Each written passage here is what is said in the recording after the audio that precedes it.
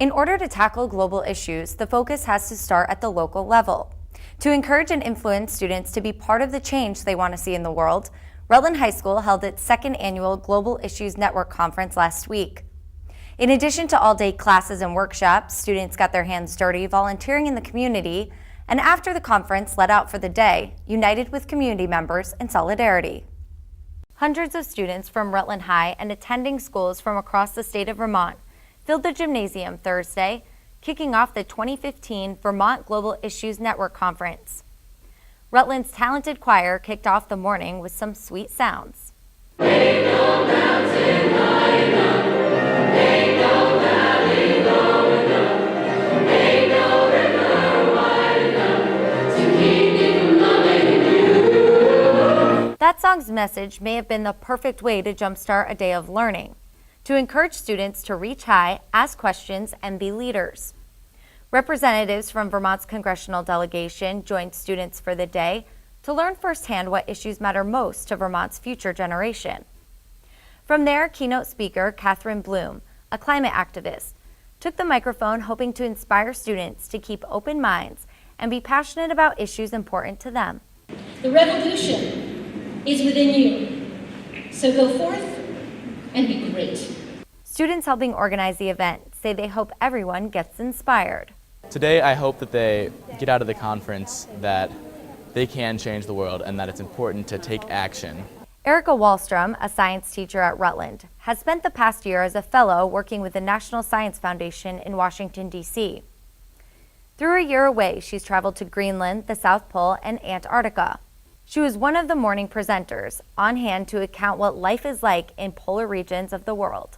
In the Greenland shot, there's actually, some vegetation that's really noticeable. There's a single road, granted it's a dirt road, and it's like the only one that's in Greenland. It's the longest one, it's like 20 miles long. But there is a road, and there are people there, whereas Antarctica is a very unique environment in that there's no one country that owns it. It's a combination of many nations that have promised to take care of it and to study it and to research it, but no one can claim it as like, this is our land and our nation. In addition to photographs, students passed around a rubber boot Erica wore at the South Pole and watched as a student suited up in the outerwear she wore during the expedition. How are you feeling? She's got a little exposed skin, but we won't go too crazy. Do you feel like you're very versatile? You could move around, flexible? I feel like a Yeti. A Yeti. Other workshops featured discussions on farming, sustainability, climate change, and renewable energy. The Theater of Oppression workshop brought the global issue of bullying into the forefront, with students freezing a moment in time, showing the bully, victim, and the bystanders. Remember, your face is going to communicate something too, so be aware of that as well. Earlier this year, Rutland High stood up against cyberbullying, forcing the takedown of the after-school app. It's very important to start at a local level because as a singular person, that's all you can do, and then hopefully it has a concentric effect where it moves outward throughout the country. The morning activities wrapped up with a global STEM fair and lunch featuring international cuisine, and a chance to soak up the sounds of Rutland's Chamber a cappella choir.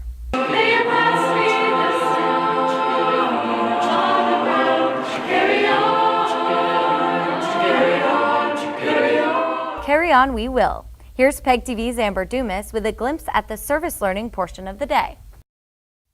Across the Rutland area, from Stafford Solar Hill to downtown Rutland, students took on global issues with a hands-on approach. Rutland High School students toured the array of over 7,000 panels here at the Stafford Solar Hill project. I hope that the students actually have a good understanding of the benefit and value of a solar array, and also what we're doing here with the battery backup to actually be able to island Stafford Tech, which is an emergency shelter, as well as to be able to produce consistent power out of the solar array. Students put on their hard hats, vests, and began the tour through Stafford Solar Hill. They learned the ins and outs of solar energy and why this solar array was awarded the 2015 Project of Distinction. We learned that these solar panels are going to be able to power Stafford Technical Center if it's ever going to be needed for a shelter or anything like that, which was pretty neat. Previously, the land served no purpose for the city. Now, it generates energy and revenue. I think the kids really enjoyed it, and it was great to give them an understanding of the difference between DC, direct current, and AC, alternate current power, which seemed like they were a little stumped with that earlier, in which now they understand that the solar array actually puts out DC power, and we have to convert it to AC power, which actually produces power to their homes. Just down the road, another group of students is working alongside Downtown Rutland Partnership to green up downtown.